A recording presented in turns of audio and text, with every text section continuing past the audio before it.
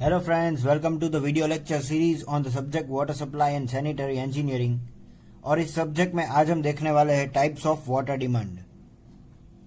मतलब पानी के कौन कौन से प्रकार की कितनी रिक्वायरमेंट्स है वो आज हम डिटेल में देखेंगे, और साथ ही how it is useful to determine this types of demand and how can we identify the quantity of water required, ये सब चीजें भी देखेंगे। So let us start. While designing the water supply scheme for a town or a city, it is necessary to determine the total quantity of water required for various purposes by the city. As a matter of fact, the first duty of the engineer is to determine the water demand of the town or city and then to find the suitable water sources from the demand which can be met. और यहाँ पे water supply scheme क्या है वो हमने पिछले lectures में already देख लिया है। तो कोई भी वाटर सप्लाई स्कीम डिजाइन करने से पहले, चाहे वो कोई सिटी की हो, टाउन की हो या फिर विलेज की हो, तो ये एक चीज जो हमें ध्यान रखनी है वो वाटर सप्लाई स्कीम डिजाइन करने से पहले वो है, it is necessary to determine the total quantity of water required for various purposes. मतलब अलग अलग पर्पस के लिए वाटर की जो रिक्वायरमेंट्स है वो एरिया में वो हमें डिटरमाइन करनी है for that particular area, city और town, whatever. As a matter of fact, the first duty of the engineer is to determine the water demand of the town or city and then find out the suitable water source। मतलब सबसे पहले तो वो town और city का हमें water demand identify करनी है और उसके बाद we need to identify the suitable water source. मतलब based on the demand we need to identify the suitable water source.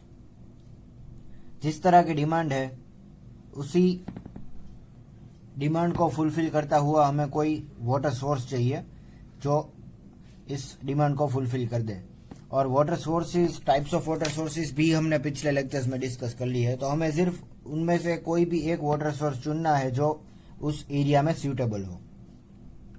So basically we are doing this for designing the water supply scheme. मतलब types of water demand हम identify कर रहे हैं, classify कर रहे हैं to design the water supply scheme. मतलब हर एक व्यक्ति तक आसानी से और रिक्वायरमेंट के अनुसार पानी पहुंचे, उसी के लिए हम ये वाटर सप्लाई स्कीम डिजाइन कर रहे हैं। So let us move further. Types of water demand.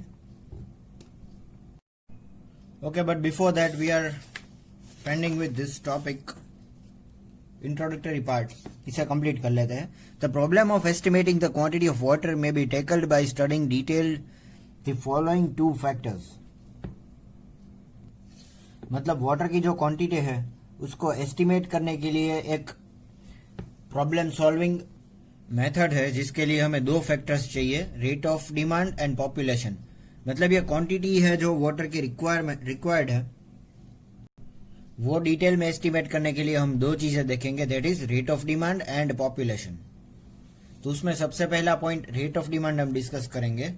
The requirements for drinking, bathing and various other uses are properly analyzed and ultimately the rate of consumption per capita per day is worked out। मतलब हम जिस area को analyse करना चाहते हैं उस area के लोगों की सबसे पहले तो हम ड्रिंकिंग, बाथिंग और वेरियस अदर यूजेस की प्रॉपरली एनालिसिस करेंगे और देखेंगे कि कितना पानी चाहिए हर एक चीज के लिए उस एरिया के लोगों को। And ultimately the rate of consumption per capita per day is worked out. मतलब एक आदमी को पर कैपिटा पर डे, एक आदमी को एक दिन में कितना पानी चाहिए इसका एस्टिमेट आखिर में निकलेगा based on rate of demand. तो इसके लिए जो एनालिसिस करना है वो है ड्रिंकिंग, बाथिंग और various other uses for that particular area people. तो ये हो गया first, rate of demand.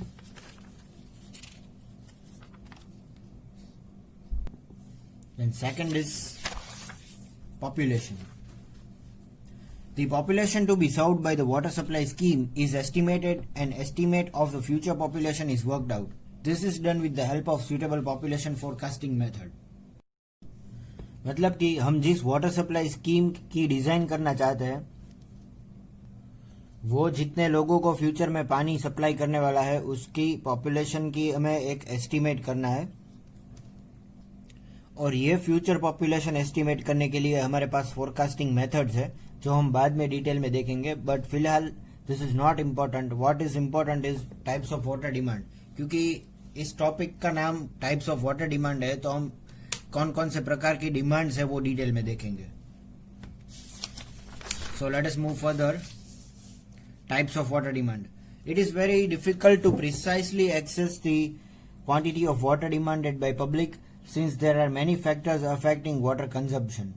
Certain thumb rules and empirical formulas are therefore generally employed to assess the water demand, which may give the fairly accurate result. मतलब कि एकदम precisely यानी कि एकदम परफेक्टली अगर हम जानना चाहते हैं quantity of water required, then it is a challenging task. It is very difficult. But since there are many factors affecting water consumption, certain thumb rules and empirical formulae are therefore generally employed to assess the water demands, which may give the fairly accurate results. यानी कि बहुत से thumb rules और बहुत से formulas है जो कि ये वाटर डिमांड आइडेंटिफिकेशन फुलफिल करने के काम आते हैं. तो वो भी हम डिटेल में बाद में देखेंगे. बट फिलहाल as I said, we are concerned only with the types of water demand. So the following are the various types of water demand of the city or a town. तो अगर हम कोई city या फिर town की बात करते हैं तो ये 6 में से कोई भी उनकी वाटर डिमांड्स हो सकती है, जहां पे कोई 1, 2 या सभी हो सकती है for that particular area. So the first one is domestic water demand, then industrial water demand, then institutional and commercial water demand, then demand for public uses, fire demand and compensant losses demand.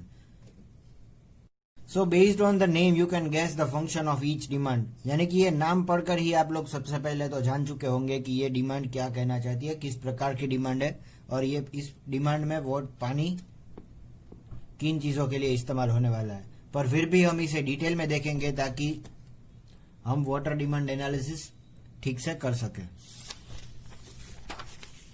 सो उसमें जो first type है वो है domestic water demand. The domestic और residential use includes water requirements for drinking, bathing, cooking, washing of clothes, utensils and house, lawn sprinkling, gardening, sanitary purposes etcetera. The quantity of water required for domestic use mainly depends on the habits, social status, climatic conditions and customs of the people. तो यहाँ पे हम बात कर रहे हैं domestic या फिर रेसिडेंशियल यूज की. तो आप हम समझ चुके होंगे कि डोमेस्टिक या फिर रेसिडेंशियल यूज में क्या आता है. तो वो है कि drinking for the people, bathing, cooking, washing of clothes, utensils and house clean करने के लिए जो पानी चाहिए वो, स्प्रिंकलिंग इन द लॉन को पानी देने में, गार्डनिंग में, और सैनिटरी पर्पसेस एक्सेट्रा. तो ये हमारे रेगुलर रेसिडेंशियल यूज का जो पानी है उसके डिमांड है. इससे बहुत सी और भी डिमांड्स है डोमेस्टिक पर्पस के लिए, पर ये बहुत कॉमन डिमांड्स है तो मैंने यहाँ पे दिखाई है. The quantity of water required for domestic use mainly depends on the habits, social status. देखिए मतलब कितना पानी चाहिए वो इन सभी चीजों के ऊपर डिपेंडेंट है. For that area people depends on the habits. मतलब कई लोग ऐसे होते हैं जिनको पानी बचाने की हैबिट होती है, and it is a very good habit, क्योंकि हमने डिटेल में एनालिसिस कर लिया है कि प्योरली ड्रिंकेबल वाटर अर्थ की सरफेस के ऊपर कितना है. फिर उनके सोशल स्टेटस के ऊपर भी डिपेंड है. कई लोग को चाहिए उतना पानी अवेलेबल नहीं है, फिर भी वो बाहर से टैंकर मंगा करके पानी इस्तेमाल कर रहे हैं. That is purely dependent on the social status. अगर कोई मिडिल क्लास आदमी है तो वो इतना पानी नहीं इस्तेमाल करेगा, क्योंकि वो जानते हैं कि बाहर से पानी मंगाना कितना महंगा पड़ सकता है. Then climatic conditions. So this becomes obvious that water requirement in the summer is quite more compare to that in the winter. यानी कि समर में हमें पानी ज्यादा चाहिए compare to winter. And customs of the people. तो ये सभी चीजें हमें ध्यान में रखनी है और इसे बोलते हैं डोमेस्टिक वाटर डिमांड. पर हम ये रेसिडेंशियल या फिर डोमेस्टिक वाटर डिमांड और डिटेल में देखेंगे. As per IS 1172 1993, the minimum domestic consumption for a town or a city with full flushing system should be taken as 200 liters per head per day, although it can be reduced to 135 liters per head per day for economically weaker section. In developing countries like USA, this figure may be as high as 350 liter per head per day. The breakup of 135 liter per head per day may be taken as shown in the below table. तो यहाँ पे एक सर्वे के मुताबिक Indian standard code 1172/1993 एकदम detail में analysis करके ये कुछ डेटास दिखा रहा है, जहाँ पे the minimum domestic consumption for a town और अ सिटी, मतलब रेसिडेंशियल जो हमने डिमांड्स की बात की, रिक्वायरमेंट्स की बात की, वहां पे फुल फ्लशिंग सिस्टम के साथ, मतलब सैनिटरी की बात करें तो फुल फ्लशिंग सिस्टम अगर वहां पे हो, शुड बी टेकन एज 200, तो वहां पे 200 litres per head per day, यानी कि एक आदमी एक दिन में 200 लीटर्स पानी इस्तेमाल करता है. Although it can be reduce to 135 litres per head per day. तो जैसे कि मैंने बात की थी, इकोनॉमिकली वीकर सेक्शन, यानी कि अगर मिडिल क्लास की बात करें तो वो बाहर से पानी नहीं खरीदेगा और वो लिमिटेड यूज करेगा, पानी का बचाव करेगा, तो वो अबाउट 135 लीटर पर हेड भी चले जाता है. So this is the minimum amount, मतलब इतना पानी तो चाहिए ही कोई आदमी के लिए.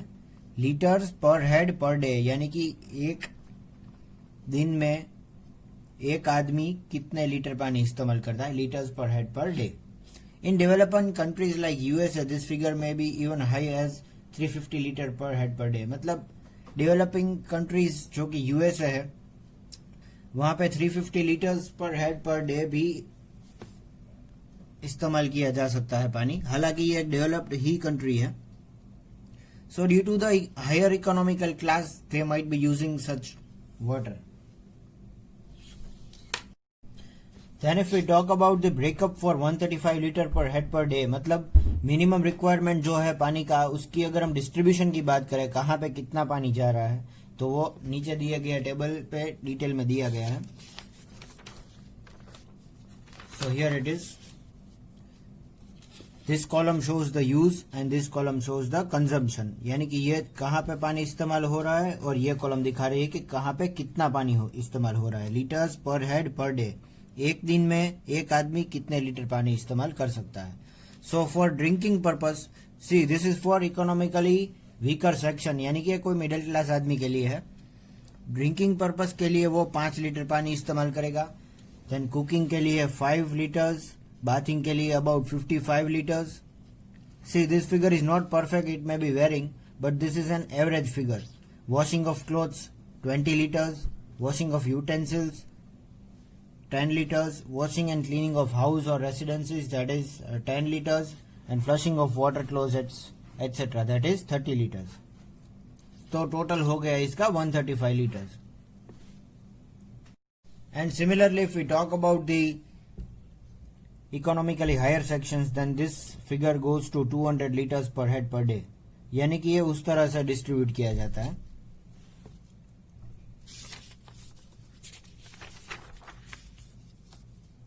So we are over with domestic और रेसिडेंशियल वाटर डिमांड. तो हमने रेसिडेंशियल और डोमेस्टिक वाटर डिमांड डिटेल में देख लिया. उसके बाद सेकंड नंबर पे है इंडस्ट्रियल वाटर डिमांड, यानी कि कोई भी इंडस्ट्री में कितना पानी इस्तेमाल किया जा सकता है.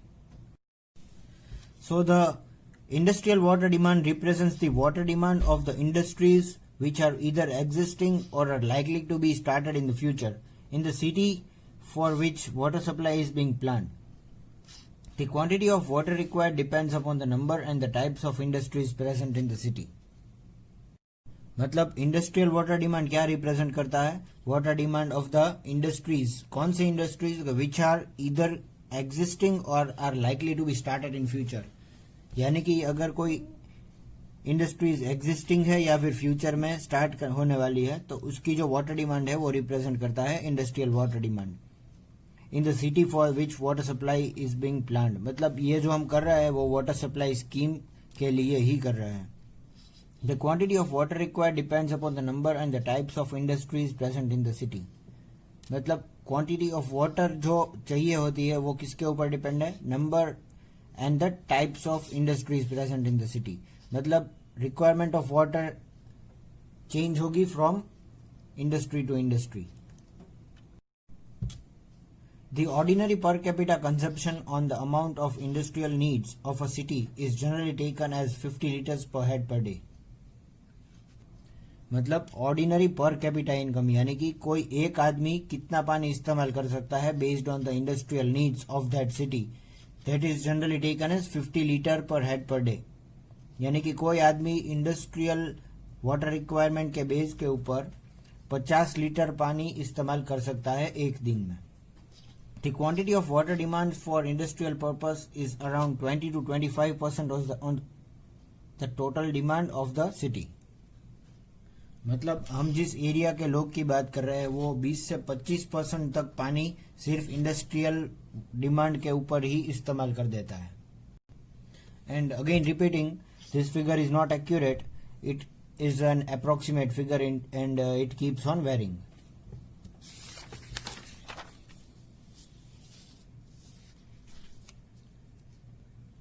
तो ये हो गया इंडस्ट्रियल वाटर डिमांड. एंड उसके बाद हम डिस्कस करेंगे institutional and commercial water demand. The institutional and commercial centres include office buildings, warehouse, store, shopping centres, schools, hospitals, hotels, hostels, colleges, railway stations, बस station, cinema houses, etc. The water requirements of institutional and commercial places may be taken as on an average 20 liters per capita per day. Below table gives the water demand for building other than residences as per IS 1172/1993. तो सबसे पहले तो हम देखेंगे कि ये institutional and commercial water demand में कौन सी चीजें इंक्लूड होती है, कौन सी वाटर डिमांड्स इंक्लूड होती है.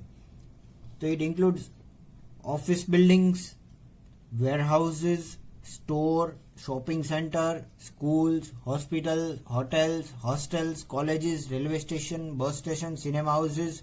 तो ये सभी चीजें institutional and commercial water demands में इंक्लूड होती है. और इसमें लार्ज वेरिएशन आता है from one to the other. For example अगर हम हॉस्पिटल्स की बात करें तो उसमें कितना पानी इस्तेमाल होता है, that is very different from that schools and it is again different from shopping centres. तो ये सभी चीज में कितना पानी चाहिए वो हम डिटेल में देखेंगे. पर इन सभी की अगर हम एवरेज निकालें then it is about 20 litres per capita per day. मतलब एक आदमी एक दिन में 20 लीटर पानी इस्तेमाल करेगा based on institutional and commercial water demand. The water requirements of institutional and commercial places may be taken as on an average 20 liters per capita per day. Below table gives the water demand for building other than residences as per IS 1172/1993. तो ये table हम देखेंगे जहां पे types of building दिए गए हैं other than residencies. मतलब रेसिडेंशियल बिल्डिंग के अलावा जितने भी बिल्डिंग्स है उसके बेस पे कितना वाटर डिमांड और कितना कंजप्शन है वो हम इस कॉलम में देखेंगे. सो यहाँ पे दिया गया टाइप्स ऑफ बिल्डिंग्स और यहाँ पे consumption per capita per day in litres. ये लीटर में है figure. So where the first type is factories with bathrooms. तो जिस फैक्ट्री में बाथरूम्स है वहां पे consumption per capita per day in litres is 45 litres per capita per day. एक दिन में एक आदमी 45 लीटर इस्तेमाल करता है जहां पे फैक्ट्रीज है with bathrooms. And factories without bathroom that is logical that इससे तो कम ही पानी इस्तेमाल होगा क्योंकि इसमें बाथरूम नहीं है. तो यहाँ पे ऑन एन एवरेज 30 लीटर्स इस्तेमाल किया जाता है.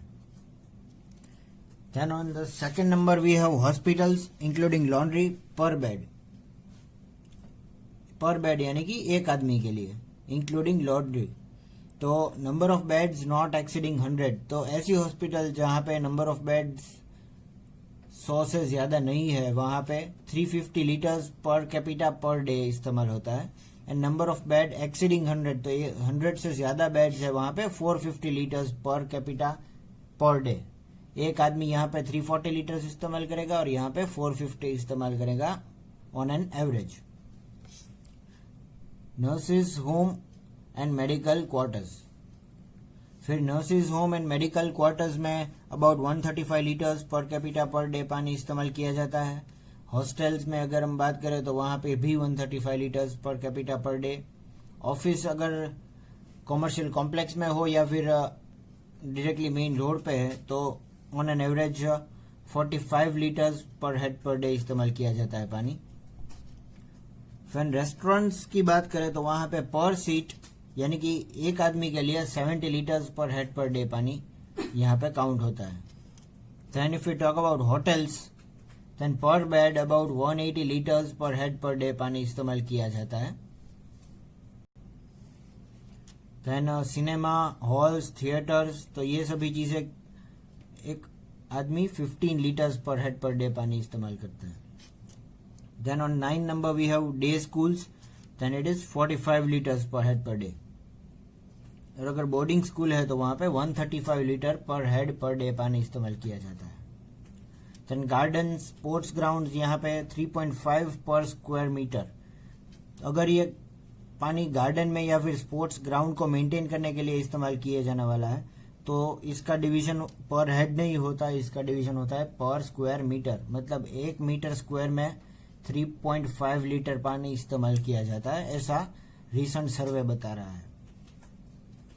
देन एनिमल्स और व्हीकल्स की अगर हम बात करें तो फॉर अ पर्टिकुलर व्हीकल और a particular animal about 45 litre per head per day पानी इस्तेमाल किया जाता है। And let me assure you that this figure is not hypothetical but it is based on the recent survey. ये recent एक सर्वे carry किया गया है जो इंडियन स्टैंडर्ड कोड मैंने बताया है 1172/1993, उसके बेस पे ये फिगर यहाँ पे लिखा है। तो ये हो गई बात institutional and commercial water demands की। Then on the 4th number we have demand for public uses. Quantity of water required for public utility purpose such as washing and sprinkling on the roads, cleaning of sewers, watering of public parks, gardens, public fountains, etc. comes under public use or civic uses. To meet the water demand for public use, provisions of 5% of the consumption is made while designing the waterworks for a city. A figure of 10 liters per head per day is usually added on this account while computing the total water requirements. तो यहाँ पे सबसे पहले तो हम देखेंगे कि ये पब्लिक यूज डिमांड में क्या क्या आता है। तो उसमें सबसे पहला है washing and sprinkling on the roads. तो रोड को वॉश और स्प्रिंकल करने के लिए जो पानी इस्तेमाल किया जाता है वो डिमांड फॉर पब्लिक यूज में आता है। फिर उसके बाद क्लीनिंग ऑफ सीवर्स, मतलब सभी सीवर्स क्लीन करने के लिए पानी इस्तेमाल किया जाता है, वो भी इस डिमांड में इंक्लूड होता है। Then watering of public parks, public parks जो होते हैं वहां पे भी कुछ मेंटेनेंस के लिए, गार्डन में मेंटेनेंस के लिए पानी इस्तेमाल किया जाता है, तो वो भी पब्लिक यूजेस में ही आता है। Then public fountains etcetera. So all of these things are included in demand for public uses. Or we can even say that this is included under civic uses, that is civil people. Then to meet the water demand for public use, provisions of 5% of consumption is made while designing the water works for the city. मगर हम कोई city की बात कर रहे हैं तो वहां पे टोटल कंजम्पशन में से 5% कंजम्पशन हम डिमांड फॉर पब्लिक यूज में के लिए रखते हैं, यानी कि ये सभी चीजों के लिए अबाउट 5% पानी इस्तेमाल किया जाता है। 5% यानी कि a figure of 10 litres per head per day. एक आदमी का सर्वे अगर हम करें तो उसके पर हेड पर डे 10 लीटर्स हम काउंट कर सकते हैं। Is usually added on this account while computing total water requirement.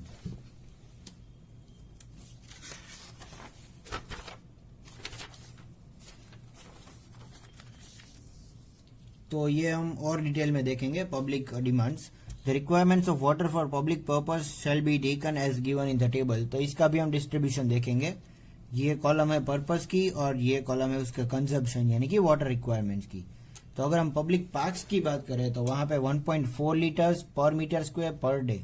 तो जैसा कि मैंने पहले ही बताया है कि क्योंकि ये पार्क है, it is taking some area, it is occupying some area, यहाँ पे कोई पर हेड नहीं पर स्क्वायर मीटर, यानी कि ये पर स्क्वायर मीटर कितना मेंटेनेंस के लिए पानी चाहिए उसके हिसाब से यहाँ पे कंजम्पशन यानी कि वाटर रिक्वायरमेंट्स काउंट किया जाता है। तो 1.4 लीटर्स पर मीटर स्क्वायर पर डे। एक दिन में 1 मीटर स्क्वायर में 1.4 लीटर पानी इस्तेमाल किया जाता है एक पब्लिक गार्डन में। पब्लिक पार्क में. Then if you talk about the street washing, यानी कि सड़कें साफ करने में 1 to 1.5 litre per metre square per day. एक दिन में 1 मीटर स्क्वायर एरिया में 1 to 1.5 लीटर पानी इस्तेमाल किया जाता है. एंड सीवर्स क्लीन करने के लिए 4.5 litres per head per day पानी कंप्यूट किया जाता है. तो ये है detail analysis for the public uses and we need to remember this figure.